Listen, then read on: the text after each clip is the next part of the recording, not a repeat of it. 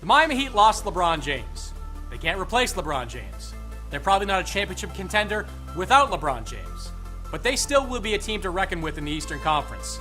The Heat recovered nicely after James' decision, there's that word again, to go back to Cleveland, signing Chris Bosh to a long-term deal, re-upping Dwayne Wade, and adding Luol Deng into the mix. Deng obviously cannot do the things that LeBron did, but he's a very good defender who's a jack-of-all-trades type of offensive player. With him in the mix, Miami should still be a formidable defensive bunch. The key to their success? Obviously, they need Wade to be healthy. He can't afford to miss time in the playoffs, and he still has a lot to prove about his explosiveness after that disastrous final series. Wade lost some weight this summer, and he's hoping that the stress taken off his knees will help him during the regular season. But the key to the Heat is going to be Chris Bosh and Bosh's ability to become a number one scorer again. You can make the argument that Bosh was the third option in Miami for the last 4 years.